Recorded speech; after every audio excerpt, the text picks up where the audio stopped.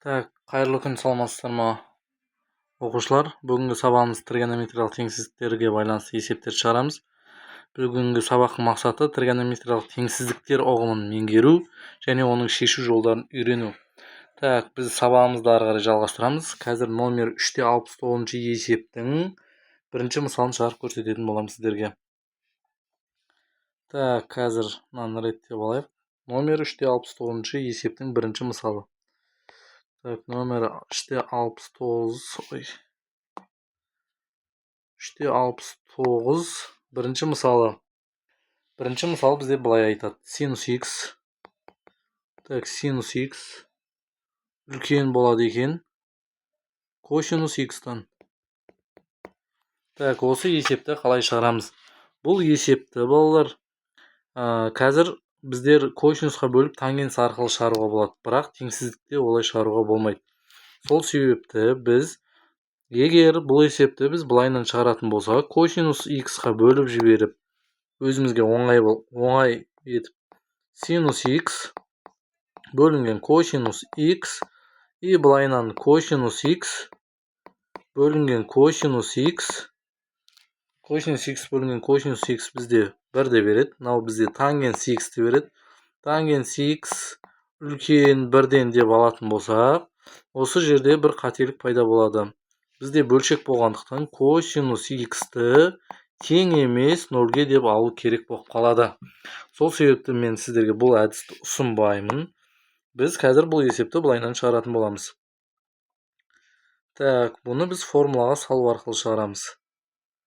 Мына әдіс бізде теңдеулерді шешкен кезде жарамды. Ал теңсіздіктерді шешкен кезде бұл әдіс жарамайды.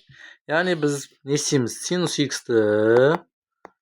x-ті өткіземіз. Екінші жаққа косинус x-ті өткіземіз. И 0-ден үлкен болады. Түбір астындағы 2 бөлінген 2-ге 2 жағаны көбейтіп жіберуге болады.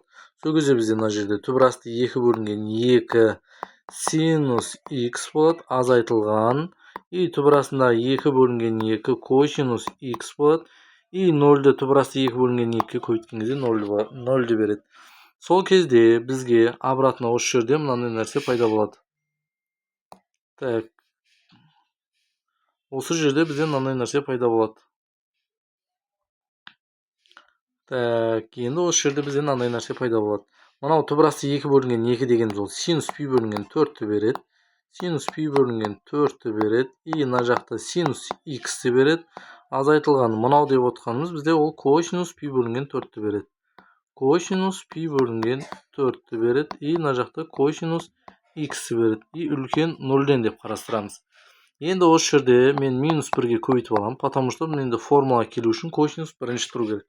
Сонда бізде қайтадан ерінбей жазамыз. Косинус пи бөлінген 4 и косинус x азайтылған синус пи бөлінген 4 и синус x. И таңба минус 1-ге көбейткендіктен қарама-қарсы жаққа өзгереді.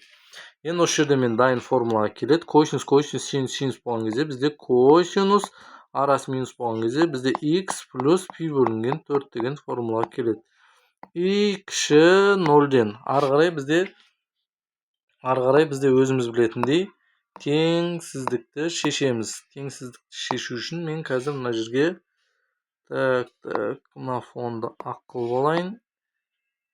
И мен мына жерге мынаны қоямын. Ары қарай бізде қалай шешетін едік?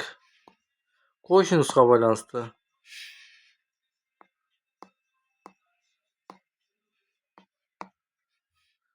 Мынаны өшірейін, артықшылық кетті.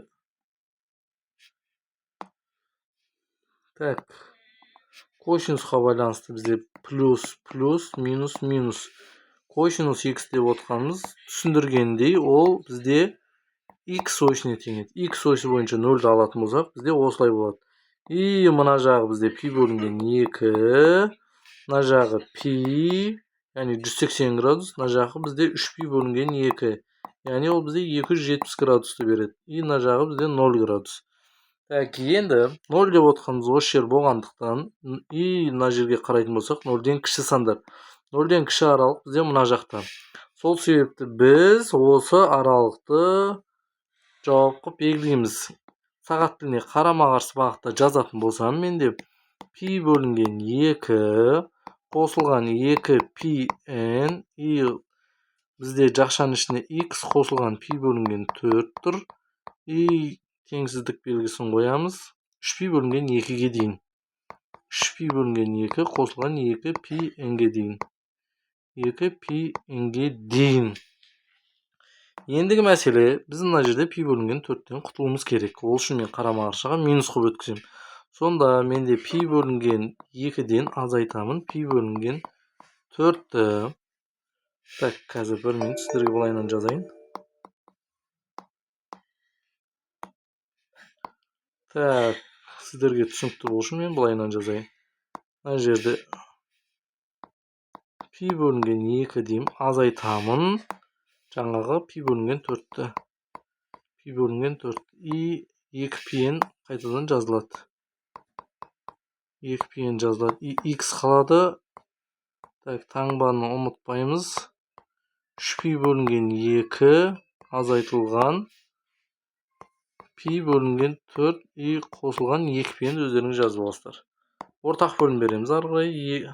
Бұған бермейміз, 0-ден береміз, 1-ден береміз и 2-ден береміз. Сол кезде мынаны азайтатын болсақ, бәрібір бізде пи бөлінген 4-тің өзі шығады. И 2 пи n болады. И мына жақ x болады. Мына жақта ортақ бөлім 2-ден беретін болсақ, бізде 4 болады. И 6 пи-ден пиді алатын болсақ, 5 пи болады. Қосылған 2 пи n міндет. Сіздердің жауаптарыңыз осы болады. И осыны аламыз.